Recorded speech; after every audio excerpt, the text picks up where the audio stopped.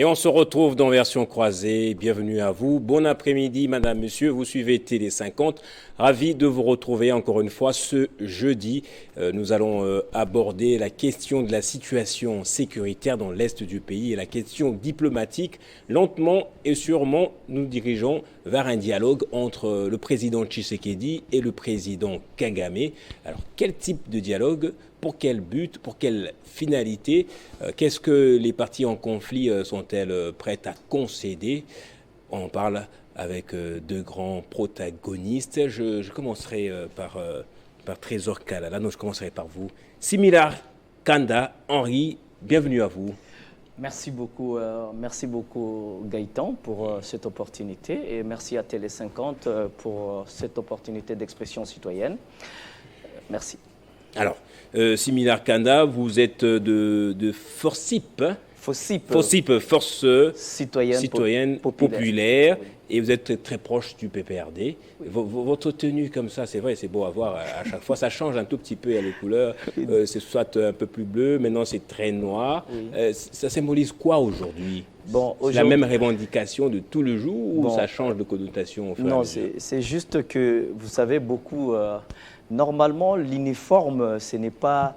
Vous verrez que dans le monde impérialiste, généralement les pays occidentaux n'utilisent pas généralement l'uniforme. Ce sont des pays qui ont été proches de Che Guevara, proches de la Russie, proches de l'Union soviétique. Ce sont ceux-là qui sont habitués un peu avec ce côté marxiste de l'uniforme, ce côté un peu... combattant de la citoyenneté, malgré tout que certains de l'IDPS arrivent à adopter un peu nos uniformes, notre style, parce que nous sommes ceux qui croient à Che Guevara, ceux qui ont cru à la lutte de Che Guevara, ceux qui ont cru au combat de Che Guevara. Donc c'est en fait l'uniforme fait partie de l'identité de tous ceux qui ont cru et qui croient au combat et au style de lutte qu'a mené Che Guevara pour la libération des opprimés. Alors, j'aimerais aussi avoir votre avis au sujet de ce à quoi nous avons assisté aujourd'hui. C'est à Kiwanja, on a vu Corneille Nangaa, aux côtés d'autres politiques en tout cas, marcher, discuter avec la population sous la casquette de chef de guerre. Alors, le PPRD a réagi, ce qui m'intéresse moi particulièrement. Il a dit qu'il n'est pas concerné par le ralliement de certains de ses membres à l'AFC de Corneille Nangaa. C'est Ferdinand Kambere qui le dit. Alors, je ne sais pas si vous êtes prête à commenter là-dessus, mais puisque vous êtes proche du PPRD, c'est cela la position officielle que vous partagez. Bon, cela a toujours été la position officielle que nous avons toujours soutenue à travers les médias. Ouais. Et je salue en passant Musée Ferdinand Kambere pour la bravoure et l'engagement à défendre nos valeurs. Mais ce qu'il faudra retenir est que le PPRD ne s'est jamais inscrit dans une logique de lutte militaire qui pourra nous permettre d'avoir la paix. Le PPRD s'est engagé dans une logique de processus démocratique. Le PPRD a permis que la République puisse vivre une alternance démocratique. Vous imaginez, nous qui avons soutenu cette alternance, Kabila avait le moyen de se maintenir au pouvoir. Kabila avait le moyen de se maintenir même par le sang des Congolais. Mais Kabila a refusé de se maintenir par le sang des Congolais. Si Kabila a l'intention de récupérer le pouvoir, je ne pense pas qu'il pourra aussi utiliser le sang des Congolais pour regagner la magistrature suprême. Donc nous croyons... Il passera par la voie démocratique. Il passera par la voie démocratique. Nous croyons sincèrement à la liberté citoyenne, nous croyons certainement à la Constitution, nous croyons certainement à l'alternance démocratique et nous croyons que nous sommes en mesure de récupérer le pouvoir démocratiquement. C'est là où nous sommes. On vous entendra en tout cas démocratiquement, ce sont les paroles, c'est notamment les débats dans les chaînes de télévision comme ça pour défendre vos positions, mais également vos convictions. Et vous ferez cela en face de Trésor Kalala, secrétaire national en charge de la communication du parti politique AADC. On vous voit partout maintenant. Vous avez fait plus d'une télévision ce jour même. C'est un réel plaisir de vous avoir ici dans Version croisée. Merci beaucoup Gaëtan. Vous savez, ça a toujours été un plaisir de nous retrouver sur les plateaux de Télé 50, surtout dans Version croisée, parce que là, nous avons la facilité d'atteindre un plus grand nombre Donc, je vous dis merci pour la la province, confiance. on vous aime bien, oui. Effectivement, j'ai eu des témoignages jusqu'à Lusambo, parce qu'il faut noter que j'ai été mandataire dans le cadre de mon parti lors des élections. J'ai été jusqu'à Lusambo, vous êtes tellement suivis là-bas, et j'ai été surpris que j'étais connu là-bas grâce à Télé 50. Donc, je vous remercie pour la confiance que vous aviez toujours réitérée. Vous êtes l'un des grands communicateurs de l'Union Sacrée maintenant, grand, pas parce que vous multipliez les chaînes de télévision, mais en raison de vos arguments aussi. Effectivement, en raison de mes arguments, c'est vous qui les dites. Vous savez, je ne parlerai pas de moi, je préfère que vous puissiez parler de moi. Laissez-moi quand même faire un petit coucou à cette population qui est en train de nous suivre. Je crois qu'ils ne seront pas déçus par rapport au niveau de notre débat que nous aurons à tenir ici. Et aussi, vous savez que je suis secrétaire national en charge de la communication et médias au sein de ces grands partis, Alliance pour les actions de développement du Congo, AADC en sigle. C'est parti qui a été initié par cette grande dame, Madame Adel Kabena, qui a été la meilleure élue de la ville de Mbujimaï aux élections aux législatives nationales. Et voilà, donc je lui lance des fleurs et je crois que cette fois-ci, son entrée à l'Assemblée nationale va changer beaucoup de choses avec la nouvelle énergie et cette expertise qu'elle va apporter. Aussi à notre secrétaire général, Maître Eloï Koupa, qui gère le parti au quotidien. Alors ce qui fait votre particularité, c'est que vous semblez nager à contre-courant. Vous êtes comme un iconoclaste, vous n'hésitez pas à vous prendre même aux gens de votre famille politique, notamment, je prends le cas du directeur général de la Régie des eaux, qui d'après vous nous donne des lots de très mauvaise qualité. Où en êtes-vous? Aujourd'hui, vous n'avez pas apporté de l'eau, on vous a demandé de baisser les bras, de baisser d'un ton un tout petit peu ou pas du tout, effectivement. M. Guétan, vous savez, Trésor Kalala est dans l'Union Sacrée, il soutient les présidents de la République, mais Trésor Kalala n'est pas assigné à résidence surveillée à réfléchir. Je suis libre à penser, je suis libre à réfléchir lorsque ça va ou ça ne va pas. C'est notamment le cas de la Régie des eaux. Nous sommes à Kinshasa, aucun Quinois sérieux ne va me dire ici que chez lui à la maison, il boit l'eau de la Régie des eaux. Souvent, l'eau de la Régie des eaux nous sert à faire la lessive, la vaisselle, à torchonner, à faire autre chose. Mais à Kinshasa, nous ne buvons pas l'eau de la Régie des eaux. Pourquoi? Parce que la Régie des eaux nous donne une eau très sale pour les endroits où ça coule.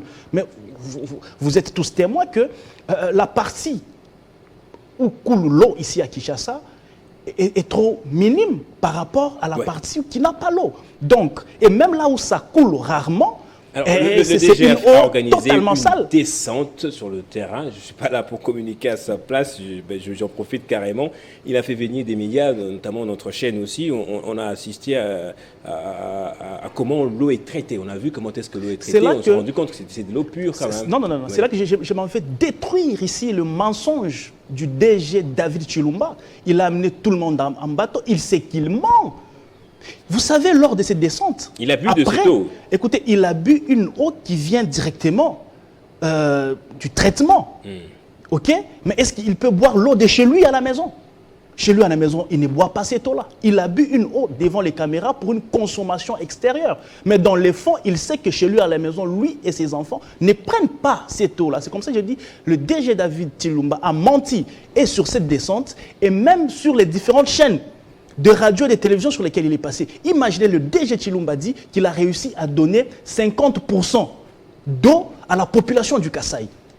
La population du Kasaï consomme l'eau de la Régie des eaux à 50%. Je me dis, le Kasaï auquel le DG Chilumba fait allusion, c'est le Kasaï de la nuit ou le Kasaï de la journée? Parce que moi, j'ai été au Kasaï, j'ai été à Mbujimaï, franchement, j'ai été à Kananga, j'ai été à Lusambo, j'ai été à Lodja, j'ai été dans les grands Kasaï parce que j'étais mandataire. Je n'ai pas vu où est-ce que l'eau de la Régie des eaux était en train d'écouler. Au Kasaï, on boit l'eau du forage. Les gens se disputent, ils se battent, j'ai les images, pour l'eau du forage. Comment lui peut mentir à toute une population qu'au Kasaï, il a donné 50% d'eau? Il se moque du peuple kassaïen ou il se moque du président de la République qu'il a nommé par ordonnance présidentielle. C'est comme ça que je vais finir par là. Nous n'allons pas céder, moi personnellement.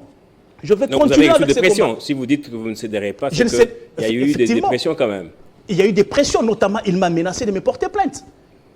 Effectivement, il m'a menacé de me porter Pas au plainte. sein de votre famille politique, non? Non, comment nous sommes un parti qui prône le développement. Quand la régie des eaux nous rabaisse, et vous voulez que les membres de mon parti m'interdisent à mener un combat comme ça, c'est comme ça que je dis je vais chuter par là. Je ne veux pas laisser. Je veux aller jusqu'au bout.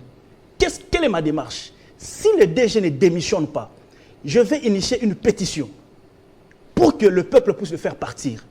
Au cas contraire, pendant que la pétition sera en train d'être signée, je vais chercher un groupe de députés.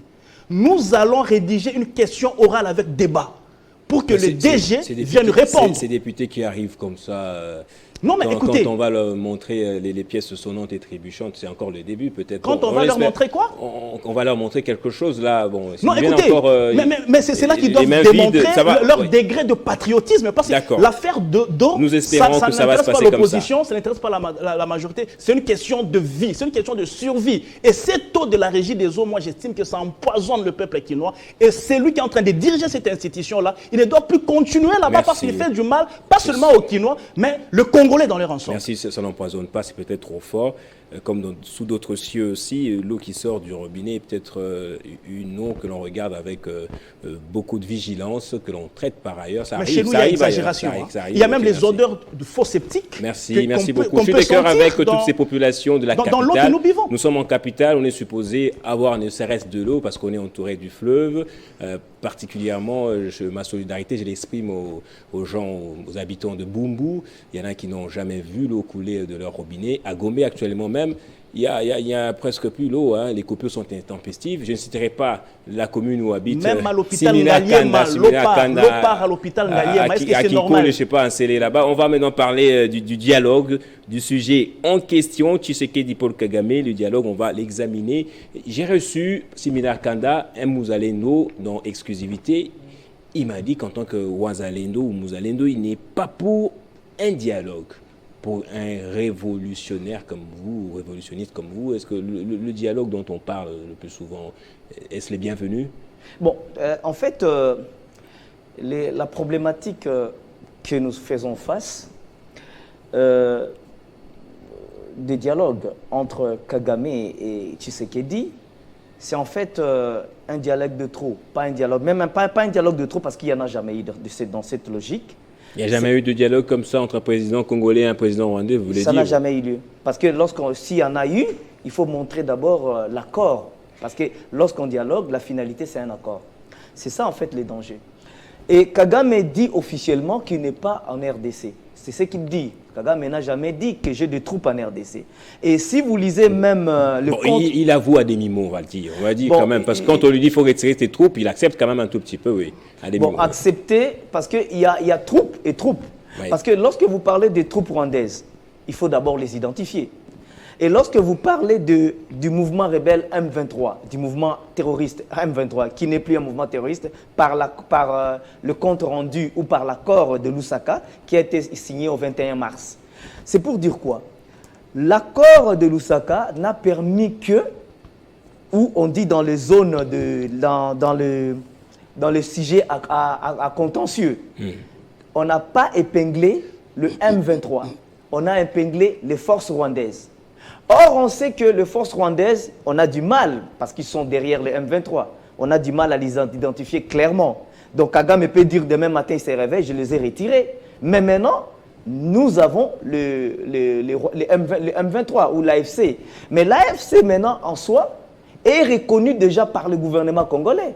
Parce que les membres de l'AFC étaient invités ici, par le chef de l'État. Le chef d'État, par son ministre de l'Intérieur. Pas le chef de l'État, il avait dit devant tout le monde qu'il n'était pas informé.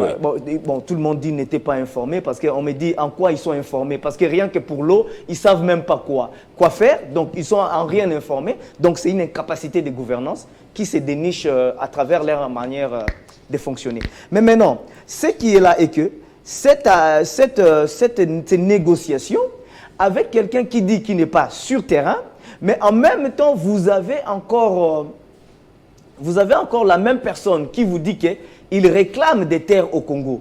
C'est un danger. Bon, lorsque nous négocierons, mais si vous lisez même l'esprit de l'accord, on ne dit pas que le Rwanda fait du mal au Congo. L'esprit du compte rendu, qui est en fait un accord, parce que si on voit son contenu, c'est plutôt la RDC qui ne fait que pleurnicher, même dans ces documents, lorsque vous les lisez, c'est la RDC qui pleurniche à l'égard du Rwanda. Et c'est la RDC qui se laisse mener par le bout du nez par le Rwanda. Pourquoi?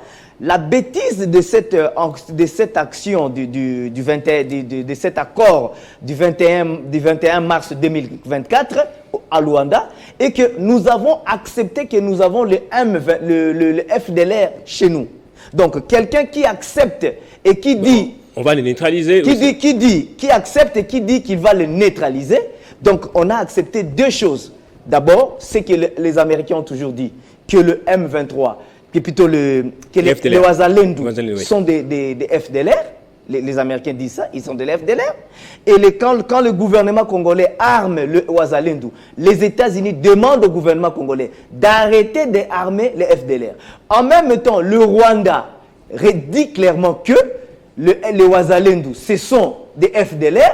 Donc vous voyez que la gouvernance Tshisekedi a engendré les FDLR, les Ouazalendou, et la gouvernance Tshisekedi veut maintenant livrer face à la communauté internationale, face au tir de tous les parts de la communauté internationale, le Ouazalendou. Parce que la finalité de cette action, ce sont les Ouazalendou qui seront pourchassés par le FARDC en accord, parce que dans l'esprit de cet accord, par le FARDC et le M23. Parce que là, dans cet accord de Lusaka, on a plus, ça sort plus comme si les Ouazalendou sont un mal. Ça sort plus comme si les FDLR sont un mal existant, et le fait de les reconnaître nous fragilise vis-à-vis du Rwanda. Mais dans soi, lorsque vous lisez cet accord, vous ne verrez nulle part où le Rwanda apporte quelque chose à la RDC. Parce que le Rwanda, concrètement, c'est pourquoi je reviens à ce que Nanga a fait. Nanga, ils ont fait une démonstration publique avec leurs alliés du M23.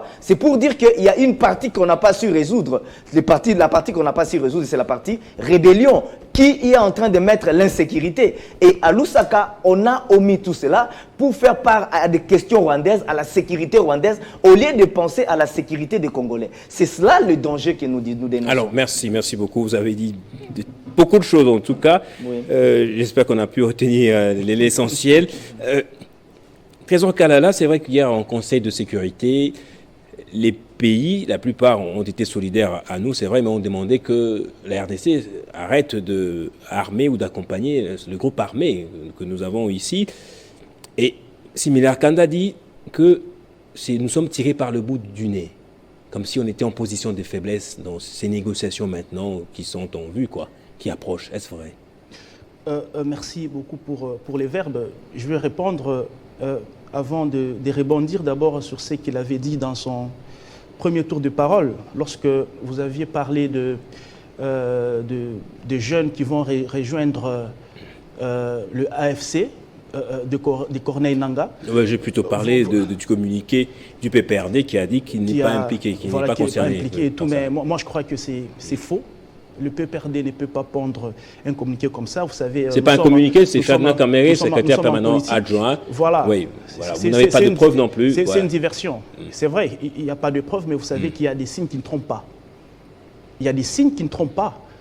Quand vous voyez quelqu'un comme Henri Magie, communicateur certifié du PPRD, cadre actif du PPRD, rejoindre un groupe rebelle, vous comprenez ce que ça veut dire. Moi, je veux jusqu'à croire que cette histoire-là des FC... Pensez-vous que ce n'est pas un homme libre écoutez, pour avoir des convictions personnelles?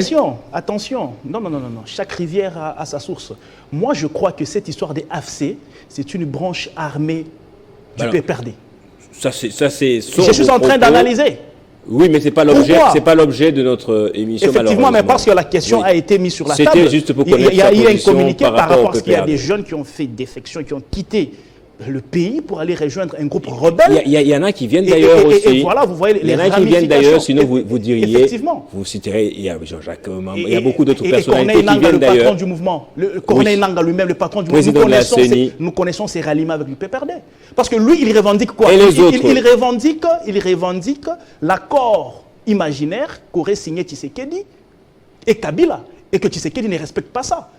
Et par conséquent, il va faire une rébellion. Quel rapport y a-t-il entre lui, ancien président de la CENI, et l'ancien président de la République pour aujourd'hui qu'il revendique cet accord. Notamment sur une affaire très personnelle et privée entre lui et le président. Il y a répondu.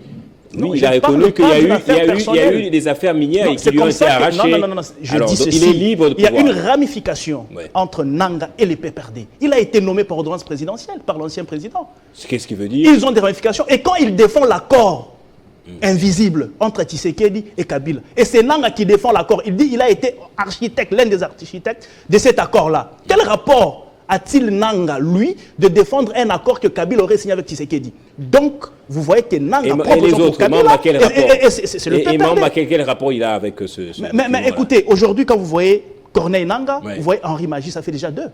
Et sans compter les autres. Je disais, c'est pas ça l'objet. Donc, quand Kalala réfléchit en homme libre, vous aviez reconnu ici ma liberté d'esprit et de pensée. Alors, quand j'ai réfléchi librement, je suis en train de dire que le AFC, c'est une branche armée du PPRD.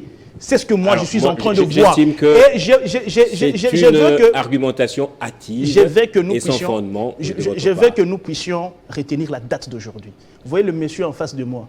Vous entendrez dans quelques mois qu'il a rejoint aussi ces groupes-là. C'est pas vrai.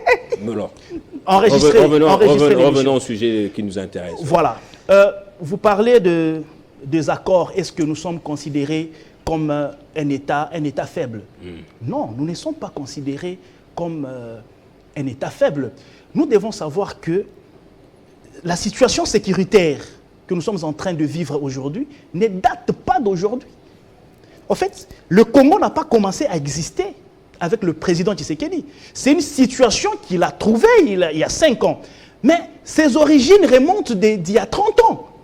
Et il est en train de se battre pour finir ça. Il a trouvé un héritage de guerre. Et si vous pensez que nous sommes considérés comme un État faible, c'est qu'il y a des gens qui ont laissé le pays dans un État faible et nous sommes en train de nous battre pour remonter le pays à un État fort. C'est comme ça que vous allez constater tous ces balais diplomatiques que le président de la République est en train d'effectuer aujourd'hui.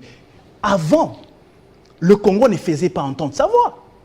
Mais aujourd'hui, avec les démarches qui sont en train d'être entreprises par le président de la République, aujourd'hui, le Congo fait entendre sa voix et ces questions sont même débattues au Conseil de sécurité des Nations Unies qui aujourd'hui atteste que le Rwanda agresse réellement la République démocratique du Congo. Il y a eu des rapports et des rapports. Nous avons des FDLR même si jusque-là, il n'y a pas une résolution, mais je crois que ça doit venir. Quand il parle des FDLR, c'est un alibi. C'est un alibi pour justifier en fait cette agression parce que vous êtes sans ignorer que certains membres du Conseil de sécurité permanent des Nations Unies sont derrière le Rwanda. Ici, je n'aurais pas peur de citer les États-Unis et la France de la Grande-Bretagne. Ils sont derrière, alors ils créent des alibis, soi-disant que nous activons les FDLR. Monsieur Guetton, quand est-ce que les FDLR sont arrivés en République démocratique du Congo? Quand on fait les calculs, depuis que les FDLR sont arrivés au Congo, on vous dit c'est en 1994, si je ne m'abuse.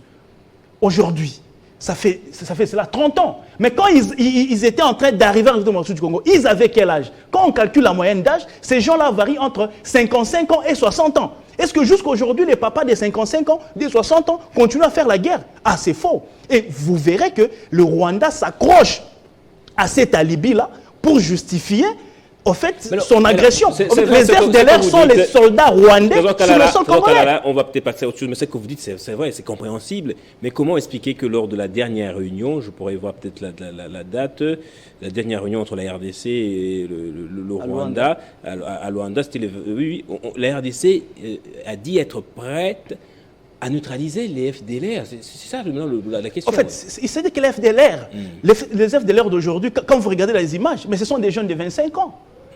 Ce sont les jeunes de 22 ans, de 23 ans. Ça saute aux yeux que ce sont des militaires rwandais qu'on habille en tenue du FDLR. Et ce sont ces gens-là que nous allons maîtriser.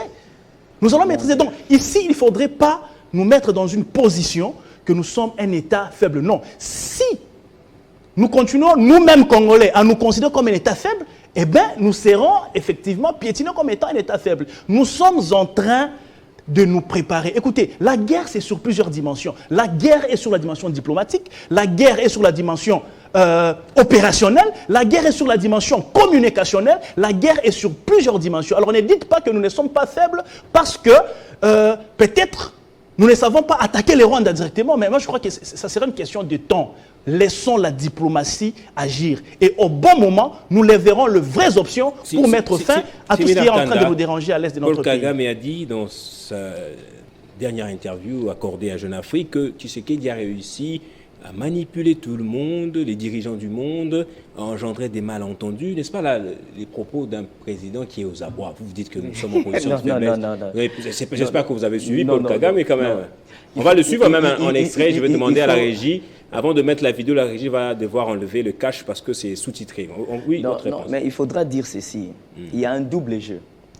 Le Rwanda n'a jamais été en bonne posture qu'aujourd'hui. Aujourd'hui, les Rwandais sont en bonne posture parce qu'ils ont à côté d'eux quelqu'un qui fait pratiquement, qui réalise leurs souhaits. Qui? Et la RDC, donc le gouvernement congolais. Non, mais les États-Unis, je pensais que vous parleriez des États-Unis. Je ne parle pas des États, je parle du gouvernement congolais, qui, au lieu de se cramponner, au lieu de défendre le Congo, pense faire mieux en faisant la volonté du Rwanda. Parce que reconnaître que nous avons des FDLR officiellement, parce que Kabila a fourni beaucoup d'efforts pour que la question FDLR, que le Rwanda ne puisse plus s'en servir. Parce que le FDLR est considéré à travers le monde comme un mouvement terroriste.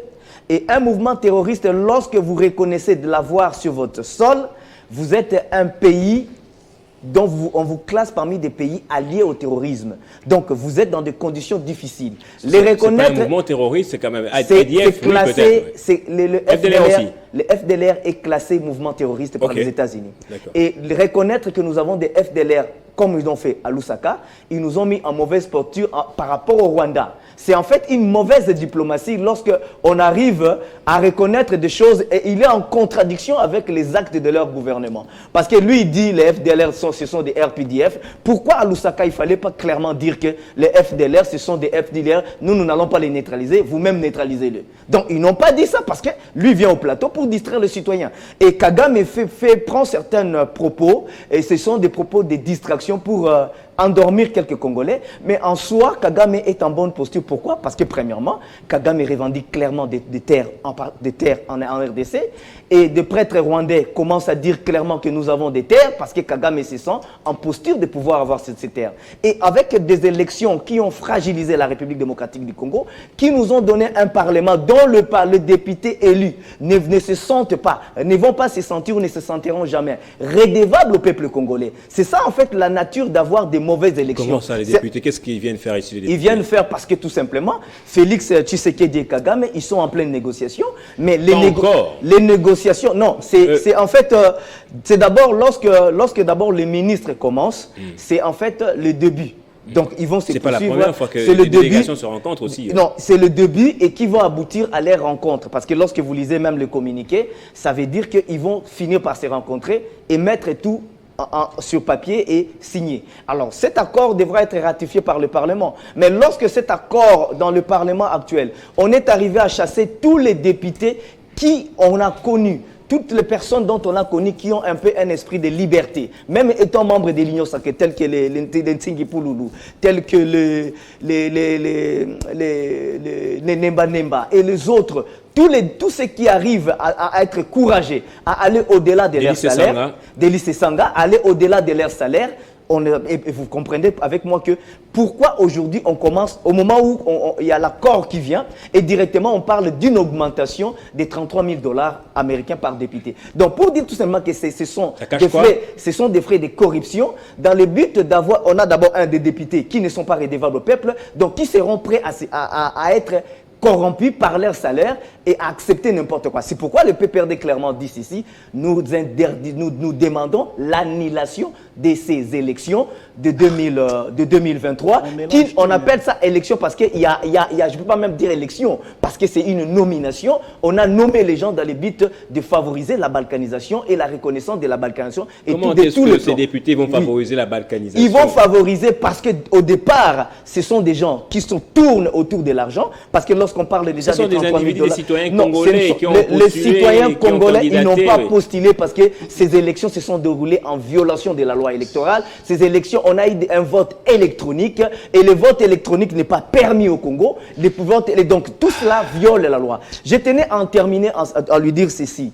Je ne vais jamais rejoindre Corneille Nangaa. Okay. Et je ne vais jamais quitter Kinshasa, aller rejoindre. Parce que là où ils sont, c'est au Nord Kivu, dans les Kiwanja, tout ça. Moi, j'ai déjà été là-bas. Je connais Kiwanja. J'ai déjà été. La partie où ils sont là où j'ai des terres à moi, les terres qui appartiennent à ma famille.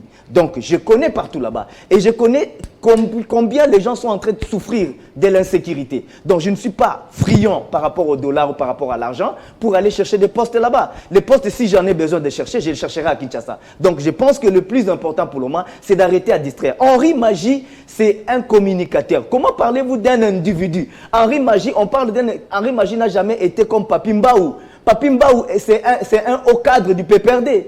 Ngarime, c'est un haut cadre du PPRD. Les autres là. Mais parlez-moi des hauts cadres. Mais même lorsqu'un cadre quitte un parti politique, il les quitte à titre individuel. On entre individuellement et on les quitte individuellement. Donc on ne peut pas lier un parti politique qui milite pour des valeurs, pour la démocratie, à la volonté des individus, sous prétexte qu'ils ont participé ou ils ont été membres du PPRD. Donc être membre du PPRD ne vous lie pas au PPRD par rapport à vos actes. Vous quittez le PPRD lorsque vous vous engagez à des actions où le PPRD ne participe pas. Je pense que le plus important, on doit s'internir à la participation réelle du PPRD. Le PPRD déclare, nous sommes contre, je remercie Moukouba Ferdinand Kambere pour cette clarté. Donc, clairement, le PPRD ne soutient pas le EA. Et aussi, merci Simila Kanda. Merci Simila Kanda. On va essayer de suivre cet petit extrait de Paul Kagame. C'est en sous-titrage en tout cas. On va nous aider à ne pas avoir le cas. Je vous invite à pouvoir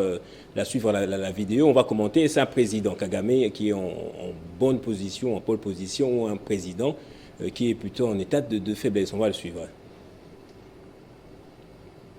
Was ready to meet you on two conditions: withdrawal of Rwandese troops from DRC, you say, and the pre-cantonment of the M23.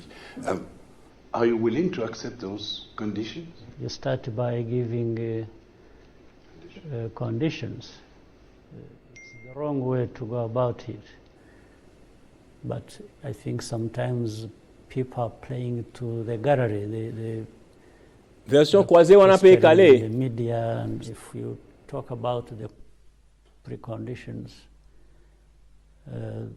that would suggest that maybe we come up with the conditions as well. I want to meet President Tshisekedi until he reverses his statements about attacking Rwanda and carrying out regime change in Rwanda, as he has publicly talked about.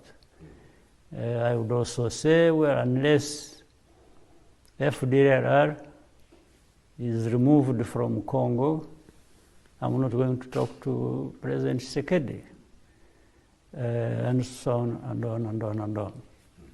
So this. Trésor Kalala, c'est un extrait qui a été décontextualisé, en tout cas, ça je l'ai précisé. Paul Kagame n'est pas contre le dialogue, en tout cas. Donc il n'a pas dit qu'il était contre le dialogue. Mais quand vous l'entendez, cet extrait et d'autres que vous avez suivis aussi, c'est quel président que vous voyez là? Je suis en train de voir un Kagame traumatisé. Je vois un Kagame hanté dans son esprit par la présence de Tshisekedi. Je vois un Kagame faible, un Kagame peureux. C'est pas l'arrogant que nous avons toujours connu. Oui. Kagame a toujours brillé par l'arrogance, par l'imposition. Mais là, je vois un Kagame sur ses gardes. Et là, il faut dire que le président Tshisekedi a réussi à déstabiliser Kagame et dans sa politique et même dans son mental. Je vais le démontrer ici. Mais avant, j'aimerais quand même rebondir sur ce que je venais d'écouter ici de la part de mon ami. Il dit ces régimes aident Kagame dans ses exploits et tout et consorts. J'ai dit non. Par contre, ce que je disais, le régime actuel a réussi à mettre Kagame en mal. Vous vous souviendrez que Kagame, où le Rwanda a été proclamé premier producteur de l'or ou de coltan, pendant qu'au Rwanda, il n'y avait jamais de jugement de coltan. Et là, ce n'était pas en 2019. C'était dans les années 2015, 2016, 2017, où le Rwanda était proclamé comme étant premier producteur du coltan. Le Rwanda était en train de délivrer 65% de l'or sur les marchés internationaux. Pendant que au Rwanda, il n'y a pas de gisement d'or. Et là, ce n'était pas lorsque Tshisekedi est venu au pouvoir. Mais regardez lorsque Tshisekedi vient au pouvoir pour vous dire qu'il a réussi à déstabiliser Kagame dans son mental, même dans sa politique. Aujourd'hui, Global Witness vous dit que depuis que Tshisekedi est là, et surtout qu'on avait implanté l'état des sièges, la courbe de la vente de l'or sur les marchés internationaux du Rwanda a sensiblement baissé. Aujourd'hui, nous sommes à 37%. Donc, des 65% en 2016, aujourd'hui, en 2023, parce que les rapports datent de 2023, 37%, je ne sais pas aujourd'hui, nous sommes à tel pourcentage. Donc, vous voyez que la politique de Tshisekedi a réussi de mettre Kagame en mal. Et c'est raison pour laquelle, aujourd'hui, il y a encore résurgence de cette guerre. Parce qu'à l'époque, lorsque Kabila quitte le pouvoir, il y avait une sorte d'accalmie. Il n'y avait pas, en fait, ce volcan de guerre que nous sommes en train de voir aujourd'hui. Qu'est-ce qui se passe? C'est parce que Tshisekedi refuse de donner aujourd'hui ce que l'autre donnait avant. Ce que les régimes passés donnaient à Kagame avant, Tshisekedi refuse de donner ça. Et c'est comme ça que vous voyez aujourd'hui qu'il y a toute cette ébullition-là. Paul Kagame dit de Tshisekedi qu'il ne mesure pas ses propos et leur impact. Il a réussi à mettre sens dessus, sens dessous la SADC et l'EAC. C'est un président qui crée beaucoup de conflits à travers ses propos. Le président Tshisekedi a mis la SADC. Oui, ça dit pour lui, là, il veut se faire disputer justement, l'un contre l'autre, la SADC et l'EAC. Vous êtes en face d'un Kagame affaibli, un Kagame peureux, un Kagame pleurnichard, chose qui n'est jamais arrivée, un Kagame faible à un Tshisekedi qui l'harcèle. Vous comprenez? Lorsque vous entrez dans la polémologie, parce qu'il parle de la SADC, la polémologie, c'est l'étude de la guerre ou la science de la guerre. On vous dit qu'actuellement, au XXIe siècle, il n'y a aucune nation qui peut gagner une guerre sans avoir des alliés. Vous comprenez? Alors nous, quand nous prenons la SADC ou certains pays de la SADC comme étant nos alliés, moi je ne crois pas qu'il y a question de mettre le pays en conflit. Notamment lui, Kagame, a des alliés aussi. Notamment la Pologne. Notamment même certains de nos voisins. Je vais citer ici l'Ouganda et même le Kenya. Tous ces gens-là de l'EAC sont les alliés de Kagame. Heureusement, avec Tshisekedi, les masques sont tombés. C'était une balle de chauve aujourd'hui. Nous voyons que les masques sont tombés. Ce sont les alliés de Kagame. Donc lui arrête de nous amener dans une diversion. Kagame sait c'est que la posture que nous avons aujourd'hui... C'est la RDC vraisemblablement qui baisse d'un ton maintenant. Comment ça? Ces conditions ne sont plus ça ne s'impose plus maintenant. Quelles conditions? Le retrait, le précantonnement... Mais effectivement, ça demeure. Ça demeure. Nous disons, le M23 doit aller en cantonnement. Le militaire rwandais doit quitter le sol congolais. Et ce qui fait peur à Kagame, c'est quoi? C'est qu'il va loin. Moi, quand je vois le mouvement diplomatique du président de la République, je suis en train de voir quelqu'un qui est en train de préparer une guerre directe au Rwanda. Je vais finir par là. Je vais finir par là. S'il vous plaît, je vais finir par là. Je crois que lui, il avait pris quand même beaucoup de temps. Accordez-moi même 2 minutes pour chuter. Une minute, oui. Regardez le petit tableau que je vais peindre pour vous dire que Kagame a peur du fait que Tshisekedi est en train de préparer maintenant une guerre directe contre le Rwanda et même contre ses alliés. Aujourd'hui, le président de la République se frotte avec le groupe BRICS. Vous comprenez que BRICS aujourd'hui, c'est 40% de l'économie mondiale. BRICS a des grandes puissances militaires, notamment la Chine, l'Inde, la Russie, le Brésil et même l'Afrique du Sud, qui est l'une des grandes puissances militaires africaines. Alors, le président de la République a ses émissaires en Russie, ok, même si on ne veut pas qu'on parle trop de la Russie, mais vous verrez que le président de la République est allé aux Émirats. Les Émirats qui viennent d'intégrer aujourd'hui BRICS. L'Afrique du Sud aujourd'hui est l'un de nos partenaires les plus privilégiés. Ils ont même perdu 2 de leurs militaires au front parce qu'ils sont allés dans une position déjà offensive. Le président de la République était allé en Égypte. L'Égypte a adhéré aussi BRICS. Donc vous verrez que le balai diplomatique du président de la République, les alliés maintenant qu'il est en train de se chercher, je ne sais pas si vous le savez, la RDC a ouvert un consulat en Ukraine. Là, c'est les Ukrainiens aussi stratégique. vont le faire, je ne veux pas entrer dans ça, ce n'est pas...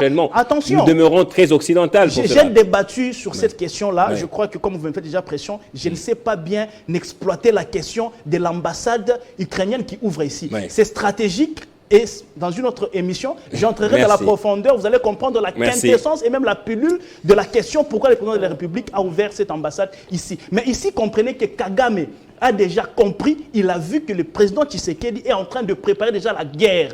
Nous sommes en train de l'encercler et c'est comme ça qu'il s'agite maintenant dans tous les sens pour s'attirer encore la sympathie de l'opinion internationale. On va faire un dernier tour rapidement. Qui ne va plus marcher cette fois-ci. Pour terminer, vous dites que le Rwanda est en position de force, mais pourtant les Américains ont haussé le ton. Ils ont dit que si le comportement du Rwanda ne change pas, il est clair que les Nations Unies devraient réévaluer la crédibilité du Rwanda en tant que participant constructif au maintien de la paix. J'allais aimer que vous puissiez me dire que les États-Unis ont dit qu'ils vont réévaluer, ou soit ils vont sanctionner, ou ils vont prendre des mesures qu'il faut pour que le Rwanda cesse un peu ses actions. Mais ils ne les feront pas, ils sont complices, bon, ils ne les feront pas. Donc, je m'excuse, hein, vous avez votre temps, laissez-moi. Le problème actuellement, c'est que l'IDPS... en une minute, rapidement. L'IDPS aime bien être dans la joie lorsque la guerre n'a pas commencé avec... ils n'ont pas trouvé une situation de guerre, ils n'ont pas hérité la guerre. Oh. Ils ont invité les M23 et ils ont réactivé les M23 par l'invitation. Ils sont en fait co-auteurs de l'existence du M23 actuel, parce que le M23 a été chassé militairement. Ils prétextent, ils parlent d'un accord en 2013. Il n'y a pas d'accord de 2013. L'accord de 2019 avait été neutralisé militairement en 2013. C'est ce qui a permis de pacifier l'Est. Il n'y avait pas une paix précaire parce que lui il n'a jamais été là-bas. Il parle d'un paix du précaire. Moi, j'ai été là parce que c'est chez moi là-bas, dans le Rutshuru, dans les Massissi. C'est chez mon père. Ma mère, c'est vers le Katanga. Mais j'ai déjà été là-bas physiquement. Pour palper la paix, il y avait une paix réel. Mais maintenant ici, la population, quand on dit on a hérité une situation de crise, c'est que vous avez hérité la même des offensives. Merci. Ils n'ont pas hérité des offensives pour dire que c'est une prise. Bon, Kagame est dans la position de faiblesse. Dernière question. Le Rwanda, pour le moment, l'IDPS joue en fait la manipulation de la population congolaise en donnant l'impression qu'ils vont vers la Russie pour plaire au peuple congolais qui soutiennent, qui croient à l'apport de la Russie. Ils flattent mais ils ne vont pas. Ils tournent dans des pays BRICS pour distraire encore le peuple congolais. Mais concrètement, qu'est-ce que ces voyages nous ont apporté? On termine par ici. Sur le plan militaire, je vais poser une dernière question. Oui, pourquoi est-ce que d'après vous, le gouvernement tarde à être formé rapidement? Le gouvernement tarde tout simplement parce que c'est en fait l'anarchie qui a toujours animé l'IDPS dans sa gouvernance, l'esprit désordonné qui les anime. Il manque en fait de voix d'amour. Et puis ce gouvernement, même si ça sortait, ça ne va rien apporter. Nous, par contre, nous continuons à dire que le Congo a besoin de nouvelles élections, pas de ces nominations tribales que nous avons assistées, qui fragilisent la cohésion nationale. Il faudrait peut-être pas penser à passer à autre chose aussi à un moment donné. Non, on ne va pas passer à autre chose parce que le ça gouvernement fragilise l'unité nationale. Les Congolais ont besoin d'un gouvernement maintenant, c'est Tshisekedi qui fait tout. Ministre des Affaires étrangères, il était au Togo, il est en Mauritanie aujourd'hui, il va rencontrer des partenaires pour la République. Voilà. Pourquoi le gouvernement ne vient toujours pas? D'accord, je vais répondre. On n'a pas le temps. J'ai 2 minutes, je partage mes minutes. Je répondrai. Il y a des choses que je ne peux pas laisser passer ici. S'il vous plaît, c'est moi qui accorde le temps de parole. D'accord, merci.